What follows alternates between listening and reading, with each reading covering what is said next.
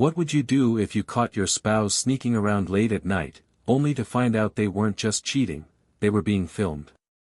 This isn't just a story of betrayal, it's about how I exposed them, destroyed their perfect little world, and found a way to rebuild mine.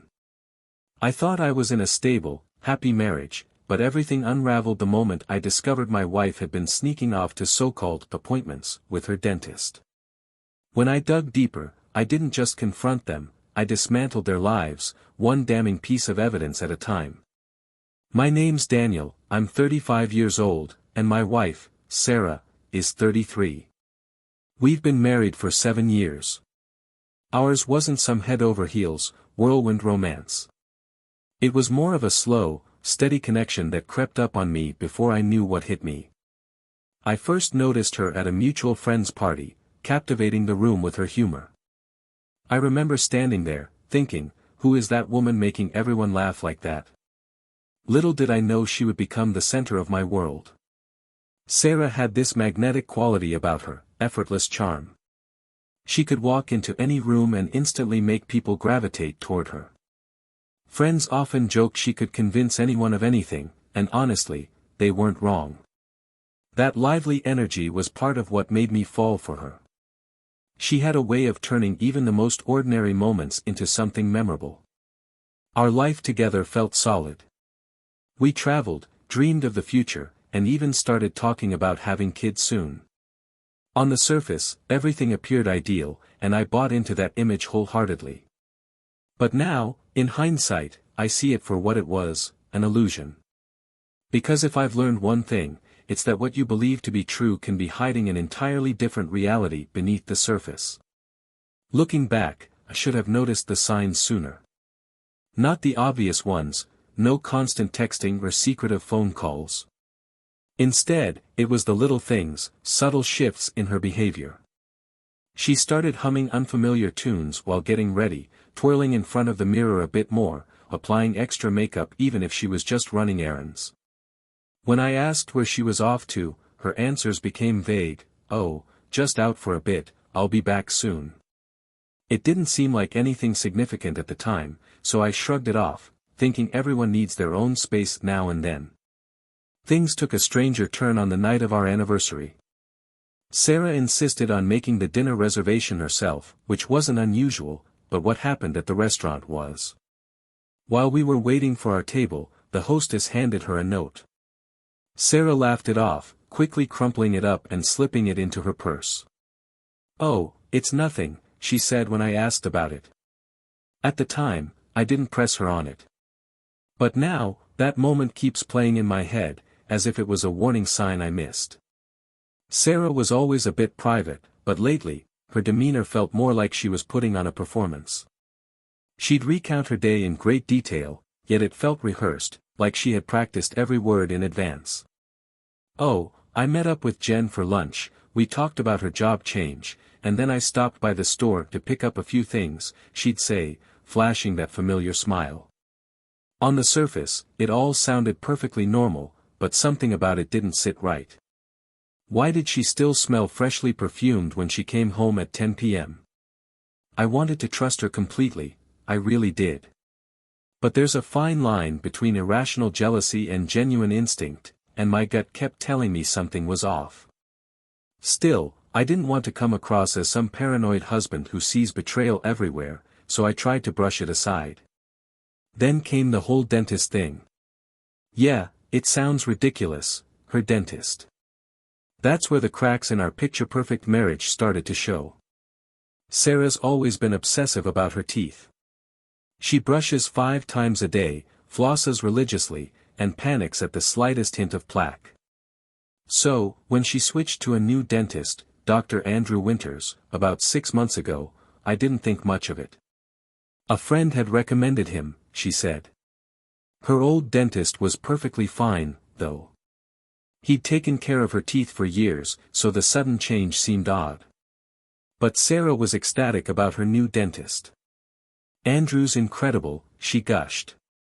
"He's got this way of making even routine cleanings feel special." At first, I thought it was harmless enthusiasm. But then she started mentioning him constantly, even when it wasn't relevant. Andrew suggested I try this toothpaste, it's great for sensitivity, she'd say. Or, Andrew thinks I should come back next week for a quick follow-up. It was strange how often his name came up in conversation. One night, I jokingly called him Dr. Perfect, expecting her to laugh. She did, but there was something in her expression, a flicker of discomfort, that didn't sit well with me. He's just good at what he does, she said, a little too defensively. That's when doubt crept in, planting its roots in my mind. Things escalated quickly after that. One night, Sarah came home well past 11 p.m. I'd been trying to reach her for hours, and she hadn't answered any of my calls. When she finally walked through the door, she had this strange, satisfied smile on her face. "Sorry I'm late," she said breezily. "Andrew managed to squeeze me in for an emergency appointment.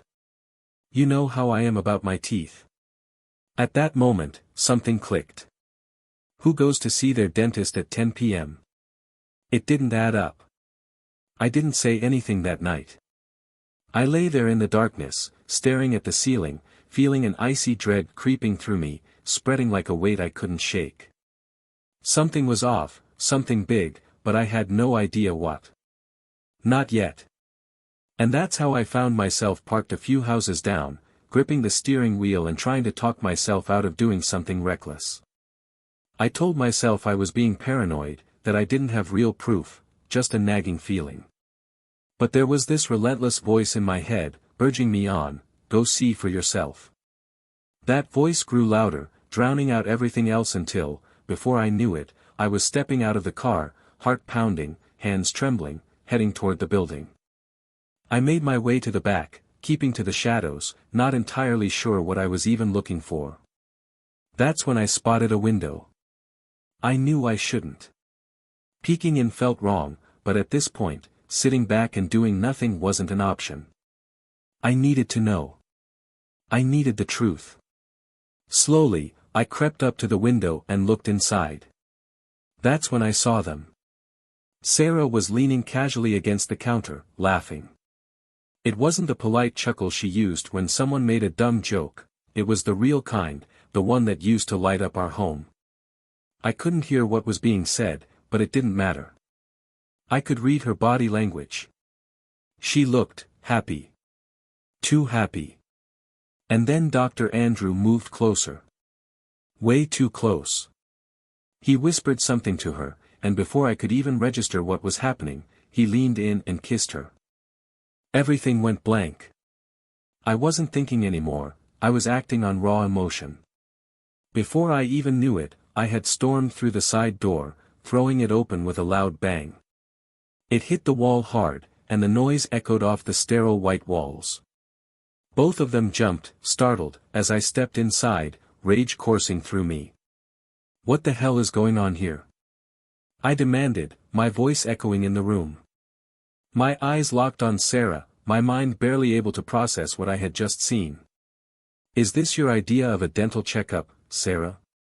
For a moment, she looked completely caught off guard, like she couldn't decide whether to speak or hide. Andrew, on the other hand, looked pale, as if he was weighing whether to try to talk his way out of it or bolt for the door. I didn't give him a chance to choose. I closed the distance in a flash, shoving him hard against the counter. "You think you can mess around with someone else's wife and just walk away?" I barked, my voice cracking under the weight of my fury. "Whoa, man, calm down."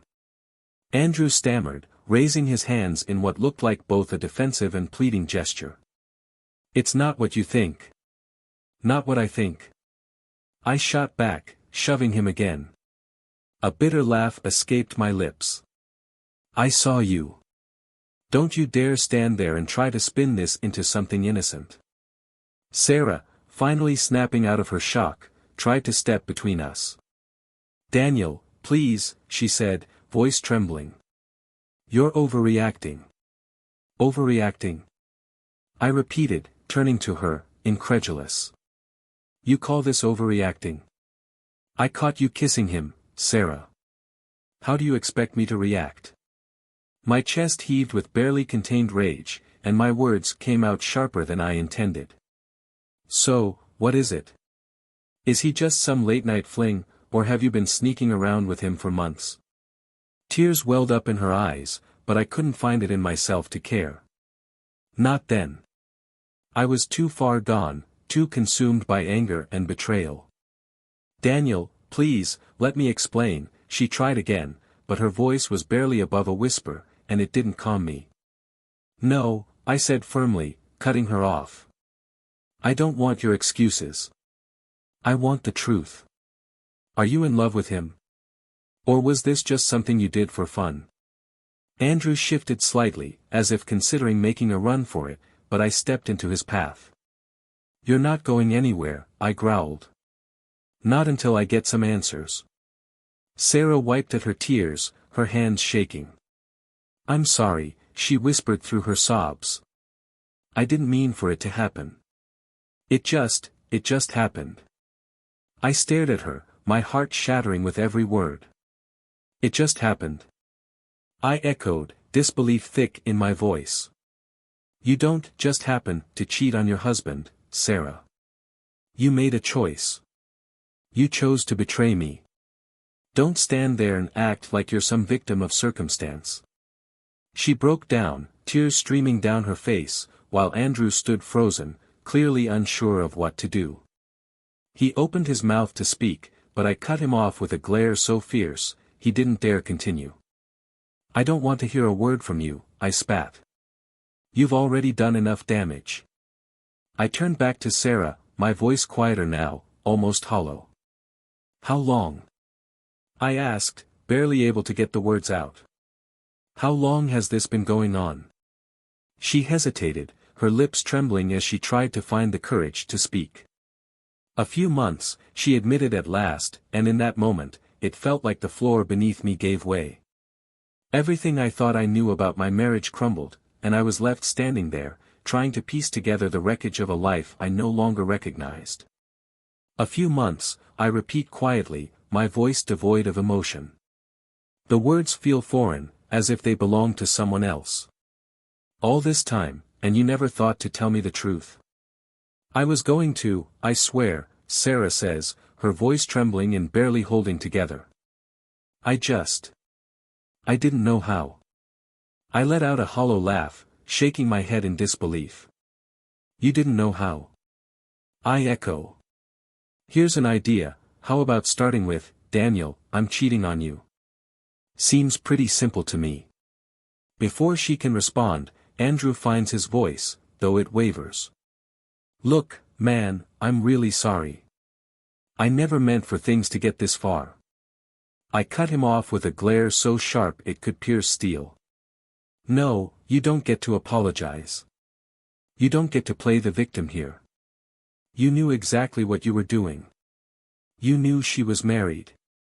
My voice is low, but each word lands like a punch. Andrew shifts uncomfortably, struggling to say something, anything, that might defuse the situation. But nothing he could possibly utter would change what I just saw.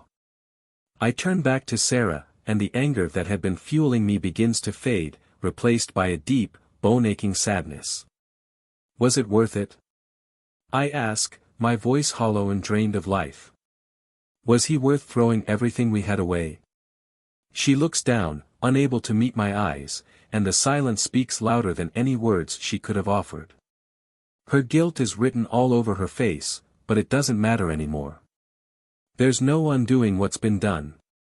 Without waiting for an answer, I turn on my heel and walk out, leaving them frozen in place like actors in a scene that's gone horribly wrong. Outside, the cold night air hits me like a slap, forcing me to catch my breath. I hadn't realized how tightly wounded I'd been until now. With each exhale, the rage and adrenaline slowly drain from my system, replaced by a hollow emptiness I've never felt before. I stare up at the night sky, wondering how I got here, how my life unraveled so quickly in just a matter of moments.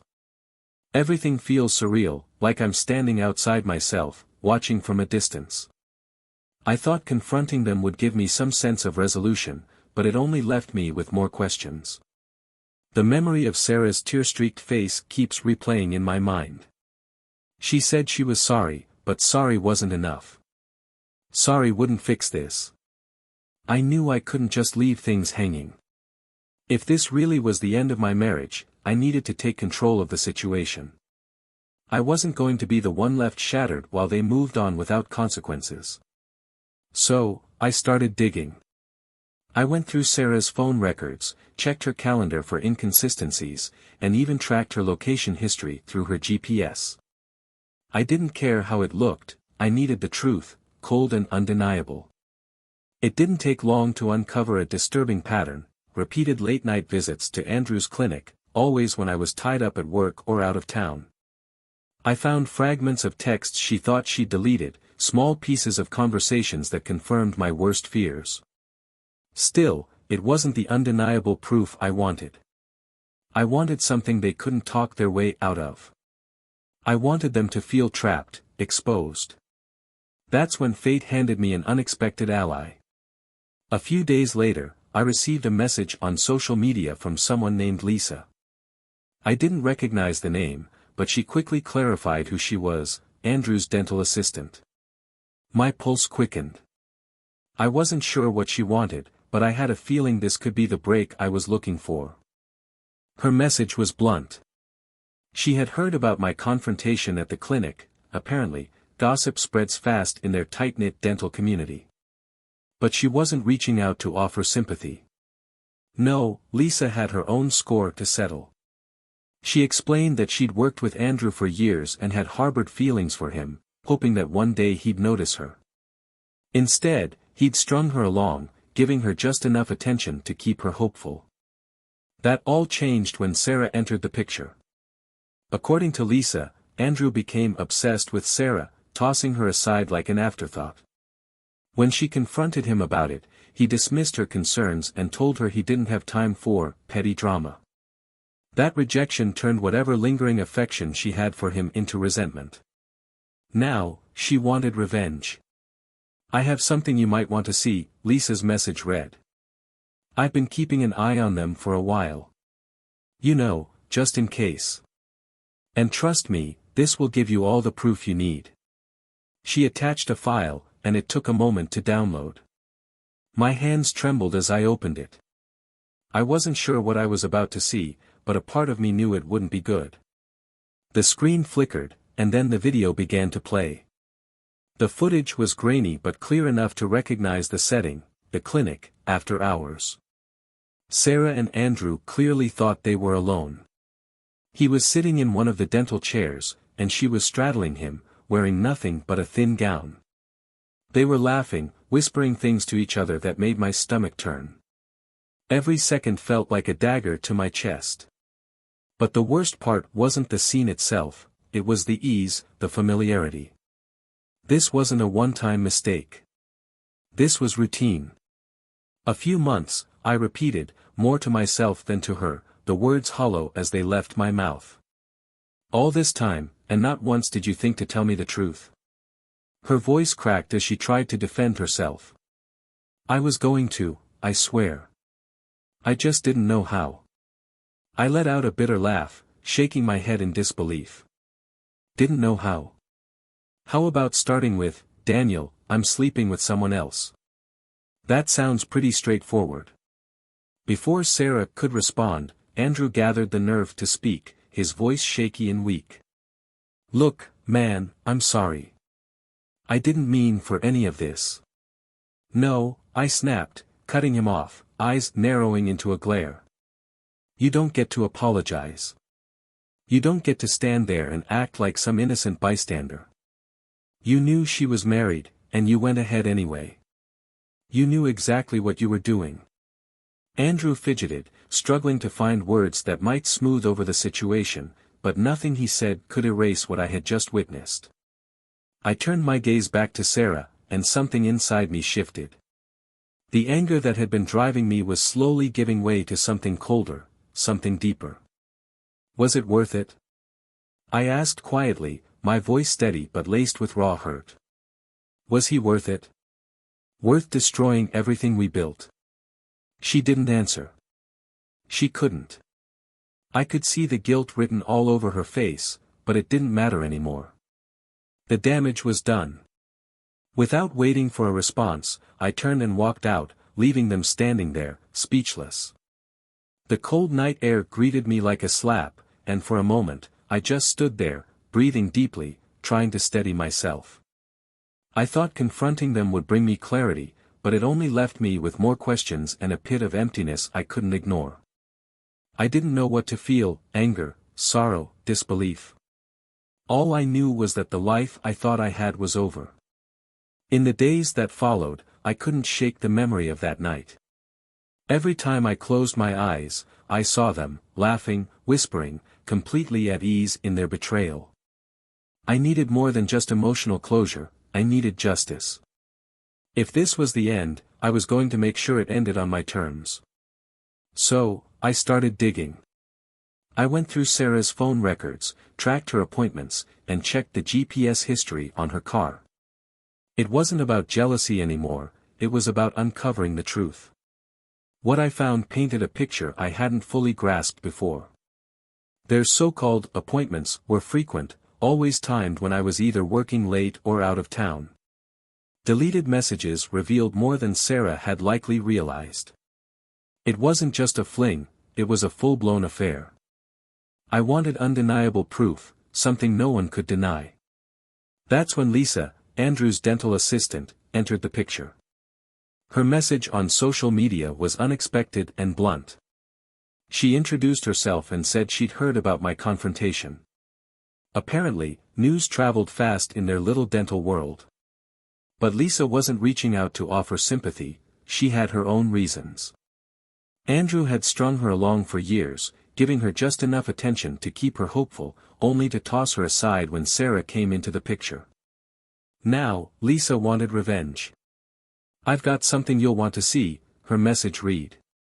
"Andrew's careless, and I've been keeping tabs. If you're ready to make them pay, I can help." She attached a file. I hesitated, my finger hovering over the download button. My hands trembled as the file opened, revealing video footage of Sarah and Andrew, together, after hours, in his clinic. It wasn't just an affair, it was a performance. Andrew filmed everything, making comments, giving instructions, as if he were directing a twisted movie. And Sarah, she didn't look pressured. She looked willing, even eager, laughing and playing along like she was having the time of her life. I felt sick. Lisa sent another message. "There's more, texts, pictures, recordings. We can take them down together." I didn't hesitate this time. "Send me everything." With Lisa's help, I gathered enough evidence to take legal action. I consulted a lawyer, and we built a case not just for divorce, but against Andrew himself, citing ethical misconduct and abuse of power. His actions weren't just immoral, they were illegal. Engaging in a sexual relationship with a patient violated multiple professional codes, and we had the receipts to prove it. When the case hit the courts, it became the talk of the town. Andrew, once the charming local dentist, now found himself under the harsh spotlight of public scrutiny. The courtroom was packed on the day the trial began. Whispers filled the room as Sarah and Andrew walked in, trying to keep their composure. I took my seat next to Lisa, who offered a smug smile. "Ready for the show?" she whispered. "More than ready," I replied. The prosecution laid out the evidence, text messages arranging secret meetings, videos recorded after hours in his clinic, and financial records showing Andrew had used company funds to cover some of their escapades. Then came the state licensing board's representative, who testified about the blatant ethical violations. The courtroom was silent as the videos played on the screen, every laugh, every touch, every inappropriate moment laid bare for all to see. I watched Sarah's face flush with shame, her eyes darting nervously as if looking for an escape. But there was none. Andrew tried to keep a brave front, but I could see his hands tremble as he adjusted his tie. The verdict was swift. Andrew's license was revoked, and he was barred from practicing dentistry ever again. His career was over. Sarah. She was left to face the public humiliation of being part of a scandal that rocked our entire community. As the judge's gavel slammed down, sealing Andrew's fate, Lisa leaned over and whispered, "That's the face I wanted to see." I didn't smile, didn't celebrate. I just watched as the life they had tried to build crumbled around them. They thought they could betray me and walk away unscathed. They were wrong. I could see the flush of embarrassment rising in Sarah's cheeks as she sat at the defense table, her hands trembling slightly in her lap. She kept her gaze fixed downward, as if looking up would somehow make it all worse. For a brief moment, I almost felt sorry for her, almost. But then the memories came rushing back, all the nights she lied to me, sneaking off under the guise of errands or late appointments, thinking I'd never find out. That sympathy vanished in an instant. The prosecutor's voice cut through the courtroom like a knife. "Mrs. Thompson," he said, his tone cool and direct, "would you care to explain why you believed it was appropriate to conduct these appointments with your dentist outside of normal working hours?"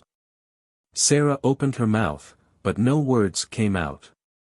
She stammered, floundering for an explanation that wouldn't come. In a desperate move, she turned her eyes toward me, silently pleading for some kind of rescue, as if I could somehow end this nightmare for her. I met her gaze with a cold, steady stare. No sympathy. No emotion. She had made her choices, and now she was facing the consequences alone.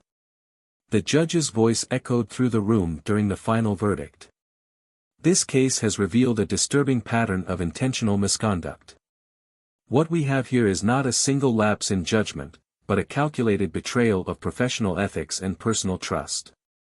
With the gavel's decisive crack, it was over. The trial had ended, and with it, a chapter of my life I hadn't seen coming. As the courtroom began to empty, I felt something I hadn't expected, a strange wave of relief. It was as if I could finally exhale after months of holding my breath, suffocating under the weight of their deception. For the first time in what felt like forever, I could breathe. Lisa leaned in, her grin triumphant. "We did it," she whispered, the satisfaction evident in her voice. I gave a slight nod, not quite sharing her excitement. "Yeah, we did." And yet, beneath that relief was something else, emptiness. I had won, but it didn't feel like victory. Sure, I had exposed them, stripped Andrew of his license, and left Sarah with nothing but regret. But in the process, I had lost the life I thought I had, the future I had once envisioned. There was no joy in that. As I gathered my things to leave, I caught sight of Sarah trying to slip out unnoticed.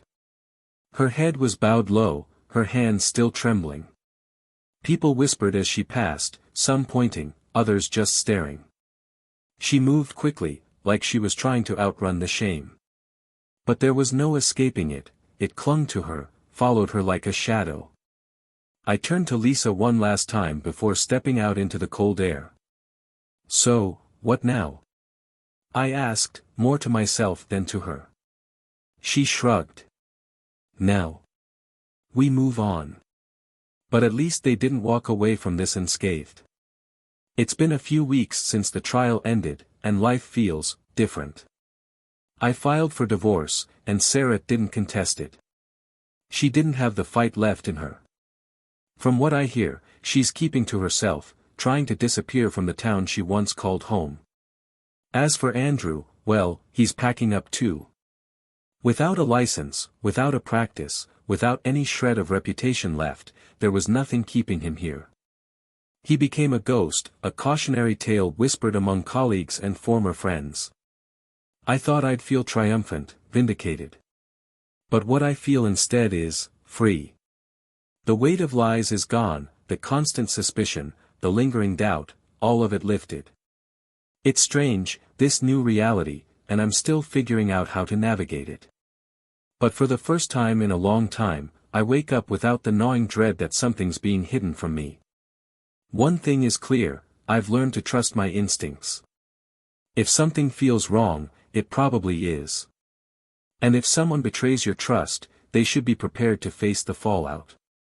Sometimes, you have to let it all burn so you can rebuild from the ashes. Lisa and I have stayed in touch. Maybe it's just a connection formed out of mutual anger and a shared mission, or maybe it's something more. I'm not sure yet, but for now, it's comforting to have someone who understands what I went through. Someone who stood by me when things were at their worst. But the story didn't end with the verdict. Not for Sarah and Andrew. Their lives continued to unravel, the cracks widening until everything crumbled. Andrew didn't go quietly. He blamed Sarah for his downfall, painting himself as a victim of her manipulation. Word spread quickly, how he had accused her of being a distraction, of pushing too hard, of being the reason he lost everything. They had a huge blowout, someone told me later. He outright told her, "You ruined my life. If it wasn't for you, I'd still have my career." I imagined her standing there, too stunned to respond, blindsided by how quickly he turned on her. Maybe she thought their affair had meant more, that he'd stand by her. But it was obvious now, Andrew was only ever looking out for himself. The last time I saw him, he was loading a few boxes into a beat-up car, head down, shoulders slumped. No one stopped to say goodbye. No one cared where he was going. He was a pariah, a man stripped of everything he once valued. As for Sarah, well, she stayed behind, though for how long, I don't know. She's a shell of who she used to be, trying to piece together the fragments of a life that shattered beyond repair. People still whisper when they see her, still stare, still judge. It's like she's stuck in a slow-motion wreck, unable to move forward, unable to leave it all behind. Do I feel sorry for her? I don't know. Maybe a part of me does, but not enough to forget what she did. Not enough to forgive. This whole ordeal taught me a painful truth: sometimes, the people you trust the most are the ones who can hurt you in ways you never imagined. But now, I'm free. And that, at least, is something. When Sarah finally moved out, it felt like I could breathe again. The house, once filled with painful memories, now felt more like my own space, a place where I could start fresh without the constant reminders of what she had done. It was a relief, a sign that this chapter of my life was closing. I heard through mutual acquaintances that she had found a small apartment on the other side of town. No longer the lively, magnetic woman everyone wanted to be around, she was now a shadow of who she used to be. Andrew was long gone, and most of the friends she'd once charmed wanted nothing to do with her after the scandal. Life hadn't been kind to her since the trial. She tried dating again, but it didn't come close to what she had with Andrew, or at least what she thought she had. From what I heard, the men she got involved with were, let's just say, far from respectable. A few were known deadbeats who couldn't keep a job or even look after themselves. One of them moved into her apartment and freeloaded until she eventually had enough and kicked him out. It was a stark contrast from the smooth-talking, successful dentist she had risked everything for. I won't lie, there was a part of me that felt a grim sense of satisfaction seeing her struggle. Maybe that makes me petty, but after everything she put me through, it felt like poetic justice. She'd chased after something she thought was better, something exciting, only to end up with a string of people who didn't care about her in the slightest. While Sarah was trying to make sense of her broken life, I was slowly putting mine back together. With the divorce process underway and the trial behind me, I began to feel lighter, like I was finally shedding the burden of betrayal. There were still pieces to pick up, but for the first time in a long time, I allowed myself to look forward, to think about a future where lies and manipulation weren't weighing me down. And one person who helped me see that future was Lisa. We kept in touch after the trial. At first, it was mostly to share updates on Andrew and Sarah, or to reflect on how far we'd come. But as time passed, our conversations shifted. We started meeting up regularly, coffee dates that turned into dinners, dinners that turned into weekend outings. What began as a friendship built on shared resentment grew into something deeper. Lisa had been through her own ordeal with Andrew, but what amazed me was how she didn't let it define her. She laughed about it, made light of her past pain, and refused to let it drag her down. She had this strength, this lightness, that I needed in my life. One night, after dinner, she looked at me with a playful smile and said, "You know, I don't think I've seen you smile this much since we met." I paused, realizing she was right. "Yeah," I said quietly, "I guess I haven't had much reason to smile until now." She leaned in a little, her eyes warm and knowing. "Well, get used to it. You deserve to be happy, Daniel. And not just because you got the last laugh, you deserve it because you made it through." Something changed between us that night. It wasn't just about getting over what had happened, it was about building something new. Lisa wasn't a rebound. She was someone who saw me for who I really was, not just the guy whose wife had cheated on him. She had stood by me when things were falling apart, and now, she was helping me piece my life back together. We took a weekend trip not long after that. It wasn't anything extravagant, just a quiet getaway to a lakeside cabin, far from the noise and chaos of the past few months. We spent our days hiking, talking about anything and everything, and simply enjoying the peace of being away from it all. On the last night, we sat by the water, watching the stars reflect on the still surface of the lake. Lisa turned to me, her expression soft in the moonlight. "So, what happens now?" I thought about it for a moment, then reached over and took her hand. "We keep moving forward," I said. "Together." And that was it. No drama, no complicated promises, just a simple decision to see where life could take us. It felt right. It felt real. I didn't know exactly what the future held, but for the first time in a long time, I wasn't afraid of it. I wasn't tethered to the past anymore. As for Sarah, well, I stopped keeping tabs on her. From what little I've heard, she's still trying to find her footing, still chasing after something that makes her feel whole again. Maybe she'll figure it out someday, or maybe she'll keep repeating the same mistakes. But that's not my concern anymore. Andrew, on the other hand, became little more than a bad memory. His attempt to pin the blame on Sarah, to paint himself as the victim, didn't get him far. He left town not long after the trial, disgraced and forgotten. Whatever life he tries to build from here, it'll be without the career, reputation, or respect he once had. Meanwhile, I've finally started living for myself again. I wake up each day knowing that my life is mine to rebuild, that I'm not defined by what happened. And the best part? I don't have to do it alone. Lisa and I are still figuring things out, but it feels good, natural, even.